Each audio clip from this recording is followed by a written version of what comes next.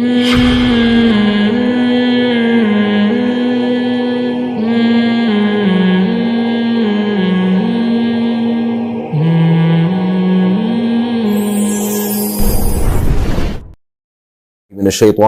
بسم اللہ الرحمن الرحیم۔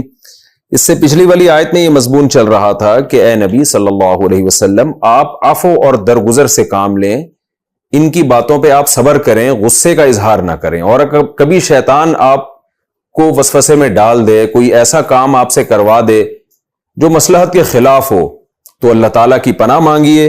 اور پھر اللہ نے قاعدہ بیان کیا کہ جو لوگ بھی پرہیزگار ہیں، جب شیطان کی طرف سے کوئی تصرف ہوتا ہے ان کے اوپر، تو اگر شیطان کے بہکاوے میں آ کے وہ کوئی غلطی کر بھی لیتے ہیں، فَإِذَا هُمْ مُبْصِرُونَ، اچانک ان کو احساس ہو جاتا ہے اور ان کی بصیرت کی آنکھیں کھل جاتی ہیں۔ وَإِخْوَانُهُمْ يَمُدُّونَهُمْ فِي الْغَيِّ، آگے فرمایا اور جو شیطان کے دوست ہیں، يَمُدُّونَهُمْ فِي الْغَيِّ، شیطان ان کو گمراہی میں گھسیٹتا چلا جاتا ہے۔ ثُمَّ لَا يُقْصِرُونَ، پھر وہ لوگ اس گمراہی میں کمی نہیں کرتے۔ کیا مطلب؟ شیطان کا بس تقریباً ہر ایک پہ چلتا ہے، لیکن پرہیزگار لوگ، انہیں احساس ہوتا ہے کہ ہم سے خطا ہوئی ہے، وہ توبہ کرتے ہیں، اللہ تعالیٰ سے معافی مانگتے ہیں اور اپنی اصلاح کر لیتے ہیں۔ لیکن جو شیطان کے دوست ہیں، شیطان کے بھائی ہیں، جو گناہوں سے بچنا چاہتے ہی نہیں ہیں، تو شیطان ان کو گناہوں میں دھکیلتا چلا جاتا ہے۔ یعنی پہلے وہ چھوٹا گناہ کرتے ہیں، پھر اس سے بڑا گناہ کرتے ہیں، ان کو احساس ہی نہیں ہوتا، پھر اس سے بڑا گناہ کرتے ہیں، اور ہوتے ہوتے وہ گناہوں کے دلدل میں بالآخر پھنس جاتے ہیں۔ پھر وہ کوتاہی نہیں کرتے، یعنی گناہ میں کمی نہیں کرتے، بلکہ ہر آنے والا دن ان کا پہلے سے بدتر ہوتا ہے۔ تو یہ بہت بڑی تنبیہ ہے، اس سے انسان کو احساس ہونا چاہیے کہ مجھے گناہ کر کے کیا ندامت ہوتی ہے، اور مجھے توبہ کی توفیق ملتی ہے تو بھی غنیمت ہے۔ لیکن اگر توبہ کی توفیق نہیں مل رہی اور ہر آنے والا دن پہلے سے آپ کا بدتر ہوتا چلا جا رہا ہے، تو اس کا مطلب قرآن کی نظر میں آپ شیطان کے بھائی ہیں، شیطان کے دوست ہیں۔ آگے اللہ فرماتے ہیں وَإِذَا لَمْ تَأْتِهِمْ بِآيَةٍ، اے نبی آپ نے عقلی دلائل کے انبار لگا دیے۔ جیسے ہم نے کہا آپ سے پچھلی آیتوں میں، پچھلے ایپیسوڈ میں یہ بات گزر چکی ہے، أَلَهُمْ أَرْجُلٌ يَمْشُونَ بِهَا، یہ جو بت ہیں جن کی تم عبادت کرتے ہو، کیا ان کے پاس چلنے کے لیے پاؤں ہیں؟ کیا ان کے پاس دیکھنے کے لیے آنکھیں ہیں؟ کیا یہ حقیقت میں تمہیں دیکھ رہے ہیں؟ کیا یہ تمہاری باتوں کو سن سکتے ہیں؟ یہ تو تمہاری طرح کمزور ہیں۔ تو کتنی مضبوط دلیل ہے ان بتوں کے باطل ہونے کی۔ یعنی یہ دلیل کا جواب ان کے پاس نہیں ہے، بلکہ آپ سے الٹا مطالبہ کرتے ہیں کہ آپ اپنے پیغمبر ہونے کی دلیل دیں اور معجزہ دیں۔ تبھی قرآن کہتا ہے وَإِذَا لَمْ تَأْتِهِمْ بِآيَةٍ، اور جب آپ ان کے پاس کوئی نشانی نہ لائیں۔ کیا مطلب؟ وہ نشانی جس کا یہ مطالبہ کرتے ہیں، ورنہ قرآن نے تو نبی کے برحق ہونے پر اور اپنی توحید پر اللہ نے بے شمار آیات پیش کر دی ہیں۔ تو یہاں آیت کا مطلب کیا ہے کہ وہ نشانی جو یہ مطالبہ کرتے ہیں، جیسے ہی کہتے تھے اس پہاڑ کو سونے کا بنا دیں، یوں کر دیں، جو بےہودہ مطالبات ہر دور میں پیغمبروں سے کیے جاتے رہے ہیں۔ قرآن کہتا ہے وَإِذَا لَمْ تَأْتِهِمْ بِآيَةٍ، جب آپ ان کے پاس کوئی نشانی نہیں لاتے، یعنی ان کی فرمائشی نشانی، قَالُوا لَوْلَا اجْتَبَيْتَهَا، تو یہ کیا کہتے ہیں؟ لولا، کیوں نہیں، اجتبیتہا، آپ نے کسی نشانی کو سلیکٹ کر دیا، منتخب کیوں نہیں کیا؟ ہم جو کہہ رہے ہیں ان میں سے کوئی نشانی دکھا دیں، تو آپ ایک نشانی سلیکٹ کر کے ہمارے سامنے پیش کر دیں۔ قل، اے نبی آپ جواب دیجئے، انما اتبع ما یوحى الی ربی، میں صرف اس بات کو فالو کرتا ہوں جو میری طرف رب کی طرف سے وحی کی جا رہی ہے۔ میں کوئی خدا نہیں ہوں جو تمہیں صبح شام معجزے دکھاتا رہوں اور نشانیاں دکھاتا رہوں۔ میں خدائی احکام کا پابند ہوں۔ خدا نے مجھے یہ کہا ہے کہ یہ والا پیغام میرے بندوں تک پہنچا دو۔ رہا یہ مسئلہ کہ یوں کر کے دکھا دو، نہر جاری کر کے دکھا دو، پہاڑ کو سونے کا کر کے دکھا دو، یہ میری ذمہ داری نہیں ہے۔ تو میں اللہ کا پیغام تم تک پہنچاؤں گا، اور جو کچھ وحی کی جا رہی ہے میں صرف اس کو فالو کروں گا۔ رہا مسئلہ نشانیوں کا، تو ھذا بصائر للناس، یہ جو ہے جو میں پیش کر رہا ہوں یعنی قرآن، بصائر للناس، یہ لوگوں کے لیے بہت ساری نشانیوں کی طرح ہے۔ دیکھیں بصیرت کیا کہتے ہیں؟ وہ نشانی جسے دیکھ کر انسان کی آنکھیں کھل جائیں۔ بصیرت کی باتیں ہیں نا، لوگ کہتے ہیں اس میں تو بہت ساری بصیرت ہے ان لوگوں کے لیے جو عقل رکھتے ہیں. جیسے کوئی حادثہ ہو جاتا ہے, واقعہ ہو جاتا ہے, تو ہم کیا کہتے ہیں, یار اس سے تو بصیرت, اہل بصیرت کو بصیرت حاصل ہو جانی چاہیے. تو بصیرت کا ایک معنی نشانی بھی ہوتا ہے, اور بصائر اس کی جمع. تو قرآن کہتا ہے ھذا بصائر من ربکم, یہ تمہارے رب کی طرف سے ایک نشانی نہیں, بصائر بے شمار نشانی ہے. یعنی یہ سے مراد یہ جو تعلیمات میں پیش کر رہا ہوں, یہ جو قرآن میں پیش کر رہا ہوں, یہ جو میں باتیں کر رہا ہوں, یہ ایک نشانی نہیں ہے, یہ بے شمار نشانیاں ہیں. کیسے نشانیاں ہیں اس کا تذکرہ بار بار میں کرتا رہتا ہوں. قرآن نے دوسرے مقام پر بھی کیا کہ بھئی دیکھو, ایک ایسے معاشرے میں جو نہ لکھنا جانتا ہے معاشرہ, جو نہ پڑھنا جانتا ہے, جہالت کے اندھیروں میں ڈوبا ہوا ہے, اس میں ایک ایسے پیغمبر جو نہ لکھنا جانتے ہیں نہ پڑھنا جانتے ہیں, جو امی ہیں, اور وہ ایسا نظام پیش کر رہے ہیں, ایسے دلائل پیش کر رہے ہیں, ان کی تعلیمات کس قدر پاکیزہ, پوری قوم کے مقابلے میں وہ کھڑے ہوئے ہیں. اور پھر قرآن آفاق عالم میں جو غور کرنے کا حکم دیتا ہے, دودھ کی مثال, شہد کی مثال, شہد کی مکھی کی مثال, تو قرآن ایک نشانی نہیں, بے شمار نشانیاں ہیں. لہذا جس نے ایمان لانا ہے اس کے لیے یہ نشانیاں کافی ہیں, اور جس نے ایمان نہیں لانا تو نبی کو گویا تسلی دی جا رہی ہے, اس کے سامنے آپ دلائل کے انبار لگا دیں, وہ اس میں بھی تعویل کر لے گا, وہ کہہ دے گا یہ جادو ہے. تو ایسے شخص کا کیا علاج ہے؟ اس لیے قرآن کہتا ہے ھذا بصائر من ربکم, یہ جو قرآن ہے یہ تمہارے رب کی طرف سے بصیرت نہیں, بہت ساری بصیرتیں ہیں, بہت ساری نشانیوں کی طرح ہے. وہدن, اور یہ ہدایت بھی ہے, اس میں تمہیں سیدھا راستہ بھی دکھایا جا رہا ہے. جس راستے کو تم فالو کر رہے ہو نا, عقل سے سوچو گے وہ راستہ تمہیں غلط لگے گا. جو راستہ قرآن پیش کر رہا ہے عقل سے سوچو گے تمہیں وہ راستہ صحیح لگے گا. صحیح راستے کی طرف رہنمائی کرنا یہ خود ایک بہت بڑی نشانی ہے. اور وَرَحْمَةٌ, اور یہ رحمت بھی ہے, لِقَوْمٍ يُؤْمِنُونَ, ان لوگوں کے لیے جو ایمان لانا چاہتے ہیں, جو دلائل میں غور کر کے چاہتے ہیں کہ ہمیں حق ملے تو ہم صحیح بات پر ایمان لے آئیں, ان کے لیے یہ قرآن کافی ہے. اور جو چاہتے ہی نہیں ہیں, وہ اندھے اور بہروں کی طرح بن چکے ہیں, تو اے نبی آپ ان کو معجزے بھی دکھائیں گے تو وہ ایمان نہیں لے کر آئیں گے. وَإِذَا قُرِئَ الْقُرْآنُ, اب چونکہ قرآن نے کہا کہ یہ قرآن نشانیاں ہیں, تو آگے قرآن ہی کا ایک ادب بیان کر رہا ہے کہ قرآن کا اثر کن لوگوں پر ہوتا ہے. اگر آپ اس کو مزاح کی نیت سے سنیں گے, آپ سیریس ہو کے نہیں سنیں گے, یا آپ سرے سے سنیں گے ہی نہیں, اپنے کانوں میں انگلیاں ٹھوس لیں گے, تو پھر آپ پر کوئی اثر نہیں ہوگا, پھر آپ کو یہ قرآن نشانی کے طور پہ نظر نہیں آئے گا. اس لیے قرآن کہہ رہا ہے وَإِذَا قُرِئَ الْقُرْآنُ, جب قرآن کی تلاوت کی جائے, فَاسْتَمِعُوا لَهُ, تو اس قراءت کو غور سے سنا کرو, اللہ کی کلام کو غور سے سنا کرو. وَأَنصِتُوا, اور خاموش رہا کرو. لَعَلَّكُمْ تُرْحَمُونَ, شاید تم پر رحم کر دیا جائے. وہ رحم کیا ہے؟ تمہیں سیدھا راستہ نظر آ جائے, تمہیں نیک عمل کی توفیق مل جائے. تو چونکہ یہ قرآن نشانی ہے, تو قرآن کہہ رہے ہیں ان لوگوں کے لیے جو غور سے سنتے ہیں اور خاموش رہتے ہیں. اس آیت کے بارے میں بہت ساری روایتیں ہمیں ملتی ہیں, اور بہت مختلف روایتیں ملتی ہیں کہ اس آیت کا شان نزول کیا ہے. بعض صحابہ سے منقول ہے کہ یہ خطبے کے بارے میں نازل ہوئی, کہ جمعے کا جب خطبہ پڑھا جائے اور اس میں قرآن کی تلاوت ہو تو خاموشی سے سنو, اس میں بات چیت نہ کرو. بعض حضرات نے کہا, جیسے عبداللہ بن مسعود رضی اللہ تعالیٰ عنہ, انہوں نے کہا کہ امام جب قراءت کر رہا ہو نماز میں تو اس کے پیچھے قراءت کو خاموشی سے سنا جائے, امام کے پیچھے قراءت نہ کی جائے. جیسے کہ امام ابو حنیفہ رحمہ اللہ تعالیٰ کی رائے ہے کہ امام جب تلاوت کر رہا ہے چاہے سورہ فاتحہ ہی پڑھ رہا ہو تو آپ نہ پڑھیں.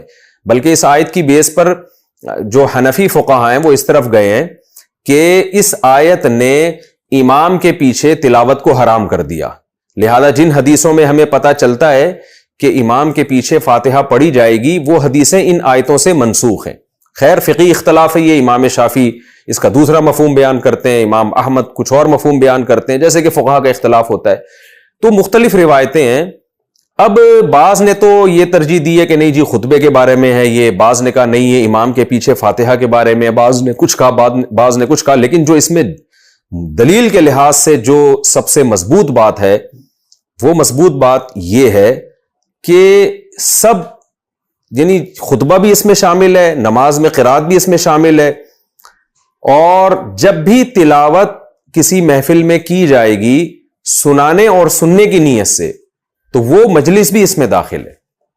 حضرت مولانا اشرف علی تھانوی رحمہ اللہ تعالی نے بہت ساری روایات جمع کر کے جو اس میں تطبیق دی ہے وہ یہی تطبیق دی ہے کہ ایک تو ہوتا ہے کہ کہیں قرآن مجید کی تلاوت ہو رہی ہو, ایک آدمی اپنے طور پہ پڑھ رہا ہے, کوئی محفل نہیں لگی ہے تلاوت سننے اور سنانے کی, اپنے طور پر جیسے لوگ تلاوت کر رہے ہوتے ہیں, تو ایسی تلاوت کا سننا واجب نہیں ہے کیونکہ وہ اپنے طور پہ پڑھ رہا ہے, خود تلاوت کر رہا ہے. اگر اس تلاوت کے سننے کو اور خاموش رہنے کو واجب قرار دیا جائے تو اس میں بہت حرج ہے.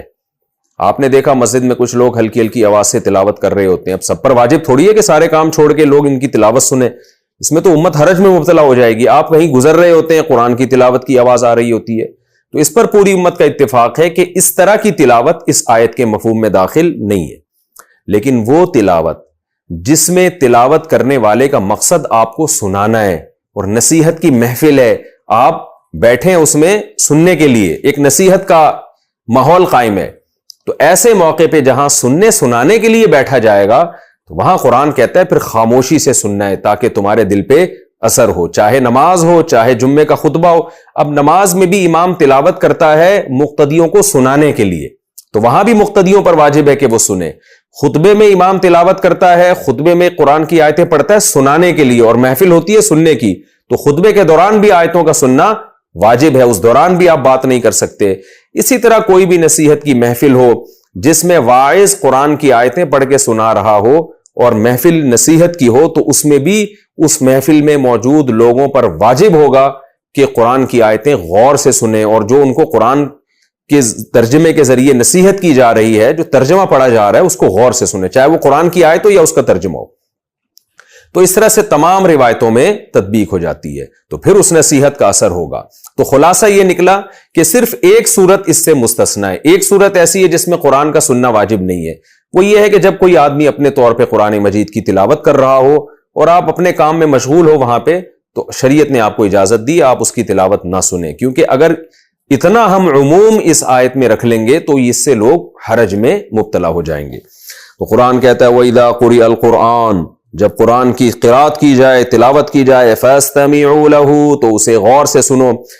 یہ آیت اصل میں نبی صلی اللہ علیہ وسلم کے بارے میں نازل ہوئی ہے نا. آپ صلی اللہ علیہ وسلم جب نصیحت کرتے تھے, قرآن پڑھتے تھے, تو مشرکین کانوں میں انگلیاں ٹھوستے تھے, مذاق اڑاتے تھے, شور و غل شروع کر دیتے تھے, بات چیت شروع کر دیتے تھے, اس سے خلل واقع ہوتا تھا. تو وہ بھی محفل ہوتی تھی نصیحت کی, نبی صلی اللہ علیہ وسلم اللہ کا کلام پڑھ کے سنا رہے ہیں اس لیے تاکہ سنا جائے اس کو. تو ایسے موقع پہ لہو و لعب سے کام لینا اور مشرکین شور و شغب شروع کر دیا کرتے تھے, یہ سب حرام ہے. تو یہ آیت قیامت تک کے بارے میں ہے, لیکن اس محفل کے بارے میں جہاں جو نصیحت کی محفل ہوگی.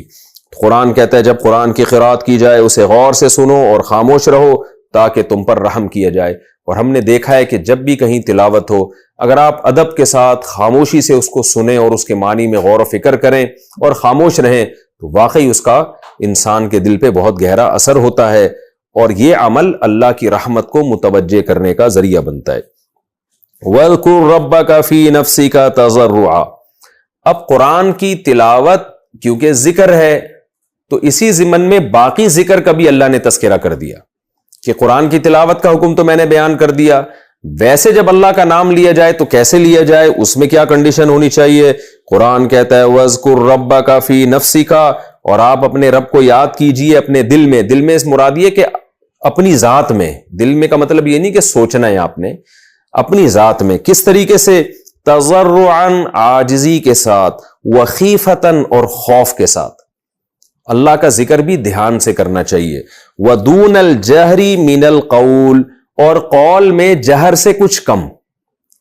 کیا مطلب؟ اتنی زور سے اللہ کا ذکر کرنا کہ چیخو پکار میں آ جائے, یہ قرآن کی نظر میں پسندیدہ کام نہیں ہے. جیسے بعض لوگ لاؤڈ سپیکر کھول کے چیخ چیخ کے ذکر کر رہے ہوتے ہیں, یہ غلط ہے. تو دون الجہری من القول, قول میں جو جہر ہے یعنی اونچی آواز ہے اس اونچی سے تھوڑا کم ہو. تو علماء نے بیان کیا کہ اتنی آواز سے ذکر کرنا جائز ہے کہ کسی دوسرے کے آرام میں خلل نہ ہو, اور جہر مفرط نہ ہو. مفرط کا مطلب ہوتا ہے بہت اونچی آواز سے, تو ہلکی ہلکی آواز سے. اس کا فائدہ کیا ہوتا ہے کہ آپ کا ذکر کی طرف دھیان لگا رہتا ہے. تو آہستہ آواز سے ذکر کرنا بھی جائز ہے, اس کا تذکرہ دوسری احادیث سے ملتا ہے, اور جہرن ذکر کرنا بھی جائز ہے. اتنا جہر جو ہلکا جہر ہو، اس کا جواز ہمیں قرآن مجید کی اس آیت سے پتہ چلتا ہے۔ تو اس سے بھی پتہ چلتا ہے کہ بعض لوگ جو ذکر جہری کو بالکل ہی ناجائز کہتے ہیں وہ بھی قرآن کی آیت کے خلاف ہیں۔ تو ہلکی آواز سے ذکر کرنا کہ کسی کے آرام میں خلل واقع نہ ہو، چیخ و پکار کی صورت نہ بن رہی ہو، وقار آپ کا برقرار رہے، تو یہ ذکر بھی جائز ہے۔ قرآن کہتا ہے وَاذْكُرْ رَبَّكَ فِي نَفْسِكَ، اپنے دل میں یعنی اپنی ذات میں آپ اللہ کا ذکر کیجئے۔ یہ میں دل میں کا تذکرہ ذات میں اس لیے کر رہا ہوں کہ زبان سے جب تک ذکر نہیں کریں گے ذکر کا ثواب نہیں ملتا، دل میں سوچ لینے سے ذکر کا ثواب نہیں ملتا، خوب سمجھے۔ ہاں، اللہ کی عظمت کو سوچنا یہ ایک الگ فضیلت کی چیز ہے، لیکن جتنی احادیث میں تسبیحات آئی ہیں، لا الہ الا اللہ کا ورد ہے، چوتھے کلمے کا، تیسرے کلمے کا، اس کے لیے زبان ہلانی پڑے گی۔ جب تک زبان نہیں ہلائیں گے تو صرف دل میں سوچنے سے وہ تسبیحات کا ثواب نہیں ملتا۔ تو قرآن کہتا ہے بالغدو والآصال، اپنے رب کو یاد کیجئے، بالغدو، صبح بھی، والآصال، اور شام میں بھی، صبح و شام اللہ کا ذکر کیجئے۔ ولا تکن من الغافلین، اور غافلین میں سے نہ ہو جائیں، اللہ کو ہر وقت یاد رکھا جائے۔ اس آیت سے قرآن کی تلاوت کی فضیلت بھی معلوم ہوتی ہے، اور مطلق اللہ کا ذکر، چاہے وہ تلاوت کی صورت میں ہو یا وہ سبحان اللہ، الحمدللہ، اللہ اکبر کی صورت میں ہو۔ کون سا ذکر سب سے افضل ہے؟ حدیثوں میں مختلف الفاظ وارد ہوئے۔ ایک حدیث میں آتا ہے افضل الذکر لا الہ الا اللہ، سب سے افضل ذکر لا الہ الا اللہ ہے، تو صبح و شام اس کا اہتمام کرنا چاہیے۔ دوسری حدیث میں آتا ہے کلیمتان خفیفتان علی اللسان ثقیلتان فی المیزان حبیبتان الی الرحمن، صحیح بخاری کی حدیث ہے کہ دو کلمے اللہ کو بہت محبوب ہیں، زبان پر بہت ہلکے ہیں، اور ترازو میں، میزان کے ترازو میں بہت وزنی ہیں، سبحان اللہ وبحمدہ۔ تو اس لیے علماء نے کہا ہے جہاں بھی ذکر میں یہ الفاظ آئیں گے نا، سبحان اللہ والحمدللہ والے، یعنی اللہ کی تسبیح بھی ہو اور حمد بھی ہو، تو وہ ذکر بھی بہت افضل ہوگا اس حدیث کی روشنی میں۔ وجہ کیا ہے؟ سبحان اللہ کا مطلب ہوتا ہے اللہ ہر عیب سے پاک ہے، اور الحمدللہ کا مطلب کیا ہوتا ہے؟ تمام تعریفیں اللہ میں ہیں۔ تو آپ بتائیں کسی کی تعریف اسی طرح ہوتی ہے کہ آپ ہر قسم کے عیب کی نفی کر دیں اس سے۔ جب ہم دنیا میں کسی کی تعریف کرتے ہیں تو یہ بھی کہتے ہیں کہ یہ اس میں یہ برائی بھی نہیں ہے، اس میں یہ برائی بھی نہیں ہے، اس میں یہ برائی بھی نہیں ہے، لیکن اس سے تعریف کامل نہیں ہوتی، پھر ہم اس کی اچھائیوں کو بھی ہائی لائٹ کر رہے ہوتے ہیں۔ تو اگر صرف کسی کی اچھائی بیان کی جائے، اس میں یہ وہم ہوتا ہے ٹھیک ہے بھئی اچھائیاں تو ہیں لیکن ہو سکتا ہے برائیاں بھی ہوں اس میں، اور اگر کسی میں صرف یہ کہا جائے کہ اس میں یہ برائیاں نہیں ہیں، تو ہو سکتا ہے بھئی برائیاں نہ ہوں لیکن یہ بھی تو ممکن ہے اچھائیاں بھی نہ ہوں۔ تو اس لیے کامل تعریف کسی کی یہی ہوتی ہے کہ برائی کی نفی کی جائے کہ اس میں کوئی برائی نہیں ہے، اور اچھائی کو ثابت کیا جائے۔ تو سبحان اللہ کا مطلب اللہ ہر برائی سے، ہر عیب سے، ہر عجز سے پاک ہے، اور الحمدللہ کا مطلب دنیا میں تعریف کے قابل جتنی بھی چیزیں ہیں وہ ساری اللہ میں موجود ہیں۔ تو اس لیے جہاں بھی یہ الفاظ آئیں گے نا، سبحان اللہ والحمدللہ یا سبحان اللہ وبحمدہ، تو مطلب ایک ہی ہے، اللہ کی میں تسبیح بیان کرتا ہوں، یعنی ہر عیب سے پاک ہے یہ بیان کرتا ہوں، وبحمدہ، اور اس کی حمد کے ساتھ بیان کرتا ہوں، یہ بتاتا ہوں کہ اس کی تعریف بھی ہے، یعنی وہ قابل تعریف بھی ہے۔ تو جہاں بھی ایسے الفاظ آئیں گے سبحان اللہ والحمدللہ ولا الہ الا اللہ واللہ اکبر یا سبحان اللہ وبحمدہ، تو اس بخاری کی حدیث کی روشنی میں وہ کلمہ بھی بہت زیادہ فضیلت والا ہوگا، اور قرآن سے بھی پتہ چلتا ہے کہ اہل جنت کا بھی یہی کلام ہوگا۔ تو اس لیے ہمارے اکابر علماء بزرگان دین یہ سبحان اللہ وبحمدہ یا پھر سبحان اللہ والحمدللہ ولا الہ الا اللہ واللہ اکبر، اس تسبیح کا بہت زیادہ اہتمام کیا کرتے تھے، تو اس کا ہمیں بھی بہت زیادہ اہتمام کرنا چاہیے۔ تو قرآن کہتا ہے وَاذْكُرْ رَبَّكَ فِي نَفْسِكَ تَضَرُّعًا وَخِيفَةً، عاجزی کے ساتھ، خوف کے ساتھ اللہ کی تسبیح بیان کیجئے، اس کا ذکر کیجئے، تھوڑا اونچی آواز سے کچھ کم، اور صبح اور شام۔ وَلَا تَكُن مِّنَ الْغَافِلِينَ، اور آپ غافلین میں سے نہ ہو جائیں۔ کیا مطلب؟ جو آدمی ذکر نہیں کرتا اللہ کی نظر میں وہ اللہ سے غافل ہے۔ آگے قرآن کہتا ہے اِنَّ الَّذِينَ عِندَ رَبِّكَ، بے شک وہ لوگ جو تیرے رب کے پاس ہیں۔ اب دیکھیں قرآن میں تلاوت کی بھی تذکرہ ہو گیا، اللہ کے ذکر کا بھی، یہ سورت کا بالکل آخری آیت ہے، تو بہت اچھا اختتام ہو رہا ہے اس سورت کا کہ پوری سورت میں اللہ نے آدم علیہ السلام کے واقعات، پھر موسیٰ علیہ السلام کے واقعات، پھر بنی اسرائیل کے واقعات، پھر توحید کے دلائل، اور زیتون اور مختلف پھلوں کے قدرت کے اللہ نے نمونے پیش کیے، ہمارے سامنے بیان کیے، ان تمام کا حاصل کیا ہے؟ ہم سب اللہ کی غلامی میں آ جائیں اور اللہ کی عبادت کریں. اور اس عبادت کا ایک جز بیان کر دیا کہ قرآن بھی غور سے سنا کرو اور اللہ کا تذکرہ بھی زبان سے کیا کرو. اب آگے اللہ جو سورت کا اختتام فرما رہے ہیں وہ اس آیت پر کہ انسان میں تکبر ہے، حالانکہ انسان کا مقام طاقت اور قوت کے لحاظ سے بہت کم ہے، لیکن جو مخلوق اللہ کے پاس رہتی ہے، مقرب فرشتے جو طاقت اور قوت میں انسان سے کئی گنا زیادہ پاورفل ہے، طاقتور ہیں، وہ اللہ کی کبریائی بیان کرنے میں، اللہ کی عبادت کرنے میں، سجدہ کرنے میں تکبر نہیں کرتے. تو انسان تو مٹی کا بنا ہوا ہے، ناپاک پانی کا بنا ہوا ہے، وہ کیوں کبر کر رہا ہے اللہ کی عبادت کرنے میں؟ آج دیکھ لینا ہمارے جو لبرل لوگ ہیں، ان کو نماز پڑھتے ہوئے صرف یہ نہیں ہے کہ سستی ہوتی ہے، وہ نماز کو فضول سمجھتے ہیں. ابھی ایک لبرل ہیں، ان کا بیان آیا اسی قسم کا کہ ان کو مولویوں سے وحشت ہوتی ہے، داڑھی والوں سے ان کو وحشت ہوتی ہے، پردے دار عورتوں سے ان کو وحشت ہوتی ہے. تو اسلام کے احکام سے وحشت ہوتی ہے، نفرت ہے ان کو. یہ تکبر ہے کہ جس خدا نے آپ کو ان احکام کو فالو کرنے کا حکم دیا، آپ اس خدا کو اپنی زندگی سے نکال رہے ہیں، آپ کو اس کے حکم کو فالو کرنے میں عار محسوس ہو رہی ہے. تو قرآن کہتا ہے ان الذین عند ربک، اے لوگو اگر تم میرا ذکر نہیں کرتے، مجھے یاد نہیں کرتے، مجھے سجدہ نہیں کرتے، میرے احکام کو فالو نہیں کرتے، کوئی بات نہیں. ان الذین عند ربک، وہ لوگ جو تیرے رب کے پاس ہیں، یعنی مقرب فرشتے، لا یستکبرون عن عبادتہ، وہ اللہ کی غلامی اور اس کی عبادت میں کبر محسوس نہیں کرتے، حالانکہ وہ انسان سے بہت زیادہ طاقتور بھی ہیں اور فی الحال ان کا قرب بھی اللہ سے بہت زیادہ ہے. تو جو جتنا اللہ سے قریب ہوگا اس وقت کے لحاظ سے تو وہی افضل ہوگا، اس فضیلت میں، قرب کے اعتبار سے، اللہ کے دربار میں ہونے کے اعتبار سے وہ بھی وہ تکبر نہیں کرتے. وَيُسَبِّحُونَهُ، اور وہ اللہ کی پاکی بیان کرتے رہتے ہیں. وَلَهُ يَسْجُدُونَ، اور وہ اسی کے لیے سجدہ بھی کرتے ہیں. اللہ کی اتنی مخلوق ہے، حدیث میں آتا ہے رسول اللہ صلی اللہ علیہ وسلم نے فرمایا اطت السماء وحق لها ان تئط، کہ آسمان فرشتوں کے بوجھ سے چرچرا رہا ہے، اور آسمان کو چاہیے کہ وہ چرچرائے. چرچرانے کا مطلب کیا ہوتا ہے؟ جب کسی چیز پہ بہت زیادہ بوجھ ہوتا ہے نا تو چوں چوں کی آوازیں آ رہی ہوتی ہیں. آپ نے دیکھا ہوگا چارپائی پہ بہت زیادہ بوجھ ہو تو ایسے اس کے کھچنے کی آواز آتی ہے، تو آسمان بھی چرچرا رہا ہے. آپ نے فرمایا کہ ایک بالش جگہ بھی آسمان میں ایسی نہیں ہے جہاں کسی فرشتے کا سر سجدے میں موجود نہ ہو. تو اتنی زیادہ فرشتے اللہ کی عبادت کرتے ہیں. حدیث میں آتا ہے روزانہ 70,000 فرشتے بیت اللہ کا طواف کرتے ہیں، ایک روایت میں آتا ہے، اور جو ایک دفعہ کر لیتا ہے دوبارہ اس کا نمبر نہیں آتا. بہت مخلوق ہے اللہ کی، بڑی طاقتور ہے، وہ سب اللہ کی حمد و ثنا کرتے ہیں، اس کو سجدہ کرتے ہیں، اور اس میں وہ تکبر محسوس نہیں کرتے. اور انسان جو ایک غلیظ ناپاک پانی سے بنا، جس کی اس لحاظ سے 2 ٹکے کی اوقات نہیں ہے کہ انتہائی کمزور سمندر، اللہ تھوڑا سا اس کی لگام چھوڑ دے تو سمندر اس کو کھا جائے، تھوڑا سا زمین کو ہلا دے تو زمین اس کو کھا جائے. لیکن کتنے دنیا میں لوگ ایسے ہیں جو تکبر کرتے ہیں اور اللہ کی عبادت میں عار محسوس کرتے ہیں. تو ان آیتوں پر اختتام کیا گیا، جس کا حاصل یہ ہے کہ جب اللہ کی ایسی مخلوق اللہ کی کبریائی بیان کرتی ہے تو انسان کو بھی چاہیے وہ اللہ کی عبادت بھی کرے، نماز کی صورت میں اللہ کے سامنے سجدہ بھی کرے، اور زبان سے بھی اللہ کی توحید بیان کرے اور اللہ کی کبریائی بیان